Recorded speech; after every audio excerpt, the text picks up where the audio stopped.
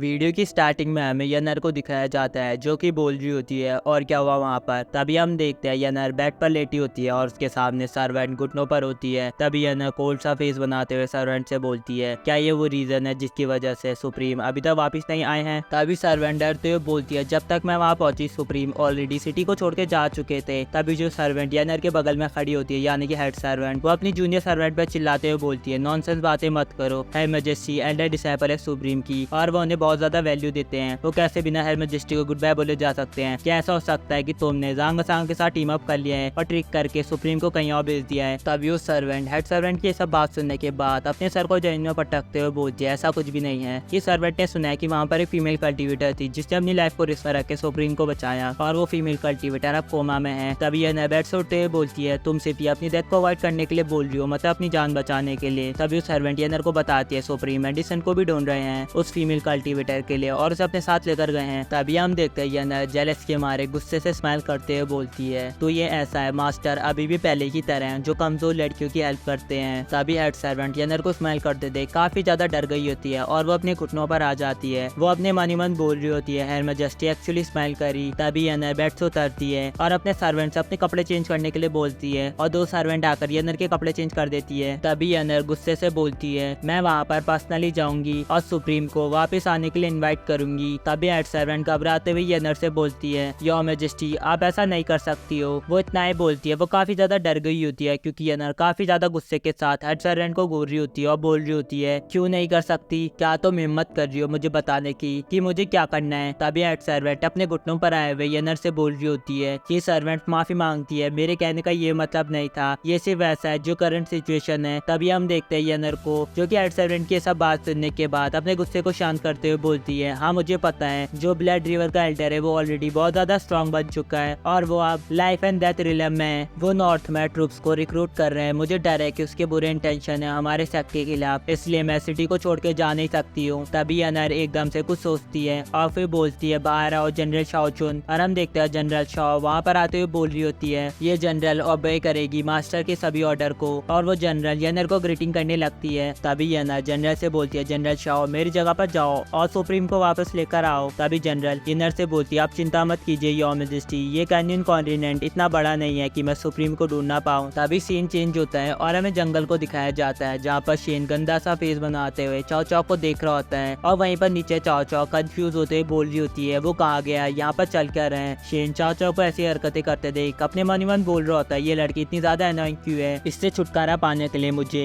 Heavenly book की hidden skill को use करना पड़ा, लेकिन ये मुझे ढूंढ क्यों रही है, क्या ये हमारे सेपरेट होने से ओवर नहीं हो गया। तभी चाओ चाओ डॉग की तरह इधर उधर सूंघ रही होती है और बोल रही होती है, ये सही नहीं है, मैं उसे देख नहीं पा रही हूँ लेकिन इसकी स्मेल यहीं से आ रही है। और शेन चाओ चाओ को डॉग की तरह सूंघते देख अपने मन ही मन सोच रहा होता है, क्यों ये अभी भी डॉग की तरह बिहेव कर रही है, मैंने तो इसे सही कर दिया था। तभी चाओ चाओ अपने अरमानों के अंदर हाथ डालते हुए बोलती है, अब मेरे पास कोई और दूसरा रास्ता नहीं है और अपने अरमानों के अंदर से दो टेलिस्मान निकाल के हवा में फेंक देती है और बोल रही होती है, भले ही पाथ फाइंडिंग टेलिस्मान बहुत ज्यादा वैल्यूएबल है लेकिन अगर मैं ये तुम्हारे ऊपर यूज करती हूँ तो ये वेस्ट में कंसिडर नहीं होंगे, मैं तुम्हें ढूंढ के ही रहूंगी। और शेन को गुस्सा आ रहा होता है, वो अपने मन ही मन बोल रहा होता है, क्या ये खत्म नहीं हुआ। तभी शेन चुटकी बजा के चाओ चाओ को टेलिस्मान को डिस्ट्रॉय कर देता है और चाओ चाओ शॉक हो जाती है अपने टेलिस्मान को डिस्ट्रॉय होते देख। तभी चाओ चाओ एकदम से ब्लश करते हुए बोलती है, तो आप यहाँ पर हो और वहाँ पर कोई भी नहीं होता है। शेन होता तो वहीं पर है पर चाओ चाओ को दिखाई नहीं दे रहा होता है हेवनली बुक की हिडन स्किल की वजह से। तभी शेन चाओ चाओ को देखते हुए अपने मन ही मन बोल रहा होता है, अब तुम मुझे ढूंढ नहीं पाओगी, शायद से तुम्हें यह निर्णय कहा होगा मुझे फॉलो करने के लिए, लेकिन कोई फर्क नहीं पड़ता है कि तुम किस रीजन से मुझे फॉलो कर रही हो, मैं तुम्हें फुटियान केव में नहीं ले जा सकता हूँ। और शेन वहाँ से जाने लगता है। तभी चाओ चाओ बोलती है, क्या आप मुझसे हेट करते हो। शेन भी रुक जाता है और चाओ चाओ की बातें सुनने लगता है। चाओ चाओ अपनी बात को कंटिन्यू करते हुए बोलती है, मुझे माफ करना, मैं त्यांशु कॉन्फ्रेंस में बिना सोचे समझे एरिना में कूद गई थी और इससे मेरी वजह से आपके लिए बहुत ज्यादा ट्रबल क्रिएट हुई, लेकिन मैं आपको सच में बचाना चाहती थी, नहीं एक्चुअली मैं आपको अपनी जान दे के ही बचाना चाहती थी। ये सब सुनने के बाद शेन भी चाओ चाओ की तरफ देखता है। फिर चाओ चाओ बोलती है, एक्चुअली मैं, वो इतना ही बोलती है। तभी चाओ चाओ को अपनी पास्ट की मेमोरीज याद आने लग जाती है जहाँ पर एक मॉन्क की मूर्ति होती है। चाओ चाओ शेन को कुछ बताना चाह रही होती है लेकिन वो एकदम से चुप हो जाती है। तभी चाओ चाओ बोलती है, मेरे पास बहुत कम टाइम है लेकिन मेरे पास एक विषय जिसे मुझे मरने से पहले कंप्लीट करना है। मैंने बहुत ज्यादा ट्राई किया और अब मुझे पता चल चुका है आप ही हो जो मेरी हेल्प कर सकते हो, मैं बिना कुछ लिए आपके लिए सब कुछ करूंगी। चाओ चाओ का बेसिकली कहने का मतलब ये होता है कि आप मुझसे कुछ भी करा सकते हो, बदले में आपको मुझे कुछ भी नहीं देना होगा, था। जब तक आप हाँ या ना में जवाब नहीं दे देते हो मेरी हेल्प करने के लिए, मैं हार नहीं मानूंगी। लेकिन शेन की तरफ से कोई भी रिस्पॉन्स नहीं आता है। तभी चाओ चाओ एकदम से काफी ज्यादा रोते हुए बोल रही होती है, प्लीज मुझे अपने साथ लेके चलिए और मेरी हेल्प कीजिए। आप भले ही मुझे डॉग की तरह ट्रीट करना, मैं कुछ भी नहीं कहूंगी। ये सब देखने के बाद शेन एक लंबी सांस लेता है और हेवनली बुक की हिडन स्किल को हटा देता है। तभी चाओ चाओ शेन को देखने के बाद काफी ज्यादा खुश हो गई होती है और अपने मन ही मन बोल रही होती है, आपने अपने आप को दिखा दिया। फिर चाओ चाओ अपने आंसू को पोंछते हुए शेन से बोलती है, थैंक यू वेरी मच, मैं प्रॉमिस करती हूँ कि मैं कोई भी ट्रबल क्रिएट नहीं करूंगी। आपको डॉग पसंद है ना, मैं आपके लिए बिना हेवनली बुक की मदद से डॉग होने का प्रिटेंड कर सकती हूँ। और चाओ चाओ डॉग की तरह बिहेव करने लगती है। शेन का ये सब देखने के बाद मुंह लटक जाता है। फिर चाओ चाओ अपने मन ही मन बोल रही होती है, ये अच्छा है, अगर वो खुश होंगे तो ये मेरी हेल्प करने के लिए तैयार हो जाएंगे, अब मास्टर बच जाएंगी। तभी हम देखते हैं चाओ चाओ इल्यूजन में गिर जाती है, जहाँ पर शेन चाओ चाओ की छाती पर अपना डैकर घुसा देता है और चाओ चाओ शॉक हो जाती है। वो जमीन में गिरते हुए और काफी ज्यादा रोते रोते बोल रही होती है, क्यों ऐसा हमेशा मेरे साथ ही होता है।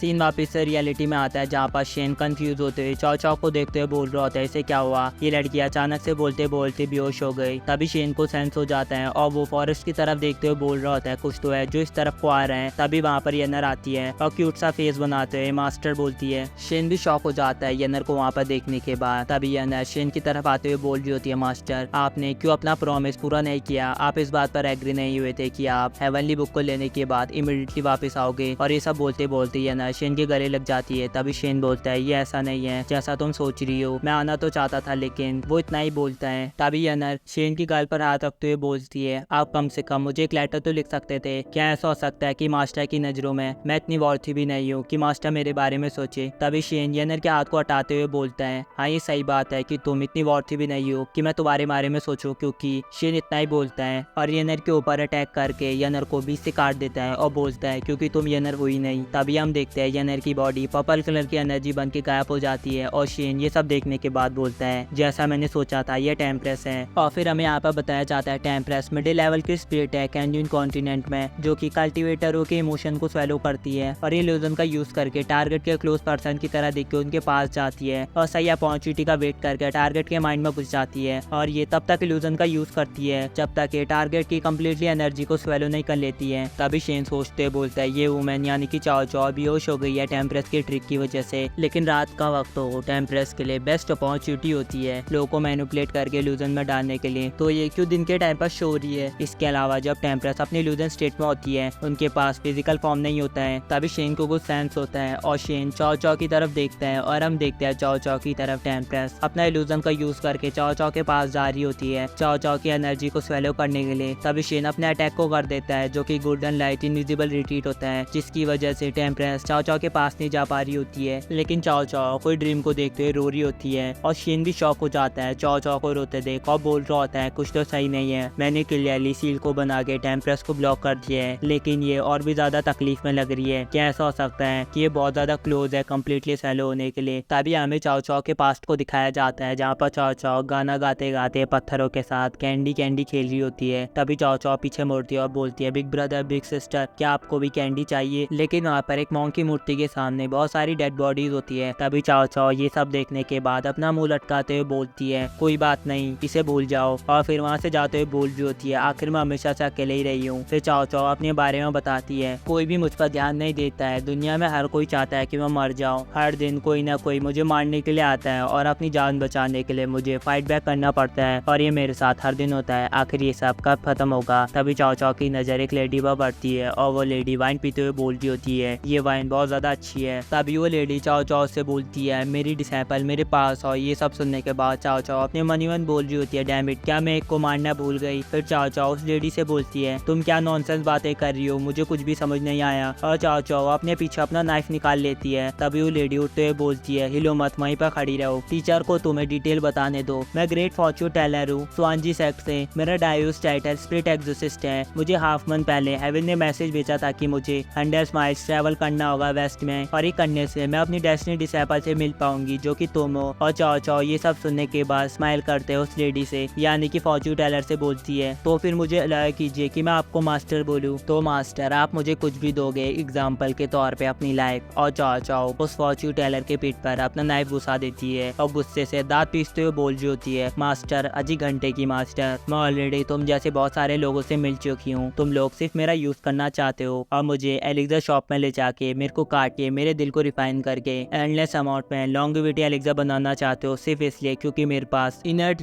बॉडी है जो कि तुम्हारे लिए बेस्ट फर्नेस है। जैसा कि तुम कल्टीवेटर ने सुन रखा है कि अगर तुम मेरे को रिफाइन कर लोगे तो तुम लॉन्गेविटी हासिल करके इमॉर्टल बन जाओगे, लेकिन मेरे लिए कोई भी न्याय नहीं, कोई लॉ नहीं। और चाओ चाओ ने उन सब लोगों को मार दिया होता है जो भी लोग उसका यूज करके लॉन्गेविटी हासिल करके इमॉर्टल बनना चाहते थे। तुम लोगों को समझ नहीं आया तो मैं तुम लोग को बता दूं कि चाओ चाओ के पास फॉर्च्यून टेलर से पहले भी कोई और भी चाओ चाओ को अपना डिसाइपल बनाने के लिए आया था, लेकिन वो चाओ चाओ को एलेक्सा शॉप में ले जाके चाओ चाओ को काट के चाओ चाओ के दिल को रिफाइन करना चाहता था लॉन्गेविटी एलेक्सा बना के इमॉर्टल बनने के लिए। लेकिन चाओ चाओ ने उन सब लोगों को मार दिया होता है जो भी लोग उसका यूज करके इमॉर्टल बनना चाहते थे। और चाओ चाओ को लग रहा होता है कि ये वुमेन यानी कि फॉर्च्यून टेलर भी उसका यूज करके इमॉर्टल बनना चाहती है, इसलिए चाओ चाओ ने इसको ही मार दिया होता है। तभी हम देखते हैं चाओ चाओ के मुंह से काफी ज्यादा ब्लड निकल जाता है और वो गिरते हुए अपने मन ही मन बोल रही होती है, ओ नो, मेरी कल्टीवेशन एनर्जी कम्प्लीटली एग्जॉस्ट हो चुकी है जिस वजह से मेरा इनर दान मुझे ही स्वेलो कर रहे हैं। क्या ऐसा हो सकता है कि आज मेरी लाइफ खत्म हो जाएगी? मेरे पास कोई भी फैमिली नहीं है, ना ही कोई फ्रेंड। मैं तो ये भी नहीं जानती कि कैंडी का टेस्ट कैसा होता है। क्या मेरी लाइफ आज सच में खत्म हो जाएगी? और चाओ चाओ की काफी ज्यादा हालत खराब हो गई होती है। फिर वो खांसते हुए बोलती है, ये सच है कि मैंने काउंटलेस ही भी लोगों को मारा है, लेकिन मेरे पास कोई भी चॉइस नहीं थी। अगर मेरी कोई भी नेक्स्ट लाइफ होती है तो प्लीज मुझे नॉर्मल लाइफ मिले। तभी चाओ चाओ के कंधे पर कोई हाथ रखते हुए चाओ चाओ को एनर्जी देते हुए बोल रहा होता है, क्यों तुम नेक्स्ट लाइफ का वेट कर रही हो? ये तो तुम इस लाइफ में भी कर सकती हो। तभी चाओ चाओ पीछे मुड़ती है और वो शॉक हो जाती है क्योंकि वही फॉर्च्यून टेलर होती है जिसे चाओ चाओ ने अपने नाइफ से मार दिया होता है और वो काफी ज्यादा इंजर्ड होती है। वो चाओ चाओ को एनर्जी देते हुए बोल रही होती है, बस मास्टर को तुम्हें बचाने के लिए अपनी एनर्जी देनी होगी, इसलिए हिलो मत। तभी हम देखते हैं चाओ चाओ फॉर्च्यून टेलर की सब बात सुनने के बाद काफी ज्यादा इमोशनल हो जाती है और उन्हें लगती है फॉर्च्यून टेलर चाओ चाओ को अचानक से रोते देख शॉक हो जाती है और चाओ चाओ से बोल रही होती है, तुम क्यों रो रही हो? क्या ये इतना ज्यादा दर्द कर रहे हैं? तभी चाओ चाओ रोते रोते फॉर्च्यून टेलर से पूछती है, क्या मैं सच में जिंदा रह सकती हूँ? तभी फॉर्च्यून टेलर चाओ चाओ से बोलती है, ऑफ कोर्स, ना सिर्फ तुम जिंदा रहोगी बल्कि तुम्हारी लाइफ बहुत ज्यादा अच्छी होगी। तभी से वो फॉर्च्यून टेलर चाओ चाओ की मास्टर बन जाती है और वो दोनों साथ रहने लगते हैं। चाओ चाओ अपनी मास्टर के साथ कैंडी भी खाती है। जब चाओ चाओ मुसीबत में होती है तब उसकी मास्टर आके उसे प्रोटेक्ट करती है और ऐसी उनकी जिंदगी चल रही होती है। तभी हम देखते हैं चाओ चाओ की मास्टर को कहीं पर बहुत ज्यादा बेरहमी के साथ सील कर दिया होता है और चाओ चाओ अपनी मास्टर को ऐसी कंडीशन में देखते हुए रोते हुए बोल रही होती है, मास्टर आप चिंता मत करो, इस टाइम मेरी टर्न है आपको बचाने की। बस मुझे ऐसे पर्सन को ढूंढना है जिसके पास होली यंग बॉडी हो और उसके साथ ड्यूल कल्टीवेशन करके मैं आपको आपकी लॉन्गेविटी लौटा दूंगी जो आपने खो दी है। सीन वापिस से वहीं पर आते हैं जहाँ पर शेन चाओ चाओ को देखते हुए बोल रहा होता है, टेम्परेस इसकी एनर्जी को स्वेलो कर रही है कि ज्यादा देर तक होल्ड नहीं कर पाएगी, मुझे जल्दी कुछ करना होगा। तभी हम देखते हैं टेम्परेस ने बहुत सारे एनर के इल्यूजन क्रिएट कर दिए होते हैं और वो सारे के सारे एनर के इल्यूजन शेन को सीड्यूस करने के लिए शेन के पास जा रही होती है। और जो टेम्परेस ने पूरे इल्यूजन को क्रिएट किया होता है वो काफी ज्यादा ठरकी सा फेस बनाते हुए शेन को देख रही होती है। तभी एकदम से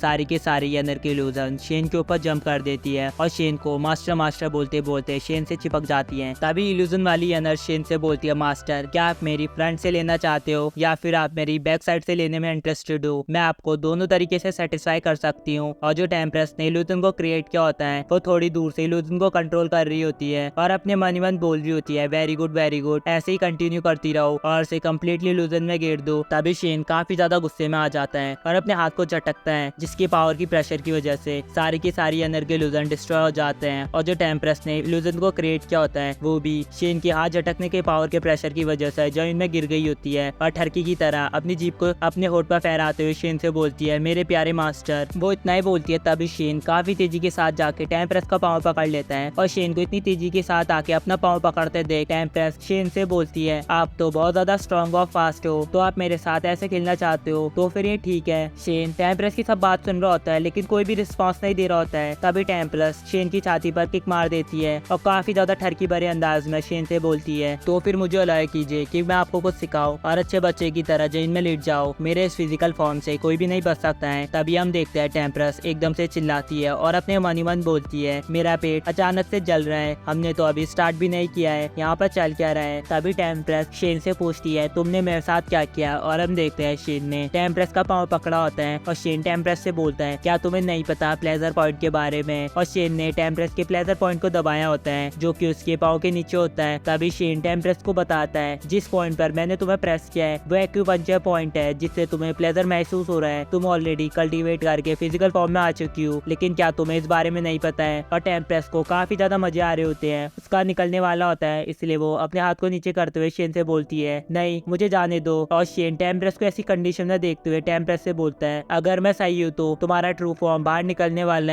है ना। तभी टेम्परेस शेन से बोलती है मास्टर प्लीज मुझे जाने दो। शेन बोलता है क्या तुम्हें जाने दूं? तुम टेम्परेस लोगों के डिजायर से जन्म लेती हो। हम ह्यूमंस को तुमसे फाइट करने के लिए अपने डिजायर को हराना होगा और अपने गोल पर फोकस करना होगा। सिर्फ तुम्हें प्लेजर देने से ही तुम अपने ट्रू फॉर्म में आओगी। अगर मैं तुम्हें जाने दूंगा तो कौन जानता है कि तुम कितने और लोगों को अपना टारगेट बनाओगी। तभी हम देखते हैं टेम्परेस जो कि एक्टिंग करते हुए शेन से बोलती है मास्टर प्लीज मुझे ध्यान से देखिए, मैं आपकी डिसाइपल येनर हूँ, आप मेरे साथ इतने ज्यादा क्रूल कैसे हो सकते हो। तभी शेन गुस्से से टेम्परेस से बोलता है अपना मुंह बंद करो, तुम इतनी वॉर्थी नहीं हो कि तुम येनर का नाम अपने मुंह से लो। और शेन टेम्परेस को बताता है जो येनर के फोरहेड पर मार्क है वो उसके फोरहेड पर तब छूट गया था जब वो मैरो क्लीनिंग कर रही थी रिफाइनिंग पॉन्ड में। सेक को प्रोटेक्ट करने के लिए उसने पूरे 1 महीने तक पॉइजन से अपनी बोन्स को रिफाइन किया और वो करने में बहुत ज्यादा पेन होता है, यहाँ तक कि मैं भी उसे नहीं कर पाता। लेकिन येनर ने एक भी आंसू नहीं बहाए, बल्कि उसे अपनी जूनियर सिस्टर के लिए बुरा लगा था कि वो उनकी उम्मीदों पर खड़ी नहीं हो पाई, इसलिए वो अपने आप को ब्लेम करती है। वो बहुत ज्यादा काइंड और सीरियस है, तो ये कैसे हो सकता है कि वो अपने डिजायर के लिए किसी और को सीड्यूस करे, लेकिन तुम जो कि सिर्फ लस्ट से भरी हुई हो। और टेम्परेस ये सब बात सुनने के बाद काफी ज्यादा डर गई होती है, वो कांप रही होती है। फिर शेन बोलता है दूसरों की मेमोरी को चुराना और उनका मजाक उड़ाना क्या तुम्हें ये सुपीरियर फील कराता है? तुम इडियट, तुम सिर्फ मरना डिजर्व करती हो। और शेन टेम्परेस के ऊपर अटैक कर देता है जिसकी वजह से उसका फिजिकल फॉर्म डिस्ट्रॉय हो जाता है और वो अपने ट्रू फॉर्म में आ जाती है। वो चिल्लाते हुए बोल रही होती है मेरा फिजिकल फॉर्म, मैंने बहुत ज्यादा हार्ड कल्टीवेट किया था इसको पाने के लिए। तभी टेम्परेस वहाँ से भागते हुए शेन से बोलती है तुम पागल इंसान, तुम हमेशा बिना पार्टनर के रहोगे। और टेम्परेस चाओ चाओ को देखते हुए अपने मन ही मन बोल रही होती है मेरे पास अभी भी एक और चांस है, ये वुमेन अभी भी मेरे इल्यूजन में है, अगर मैं इसकी बॉडी को टेक ओवर कर लेती हूँ तो मैं दोबारा से स्टार्ट कर सकती हूँ, मैं नहीं चाहती कि मैं डिसअपेयर हूँ। और टेम्परेस चाओ चाओ की बॉडी को टेक ओवर करने के लिए उसके पास पहुंच चुकी होती है। तभी अचानक से टेम्परेस के ऊपर अटैक होता है और वो 2 टुकड़ों में बढ़ जाती है।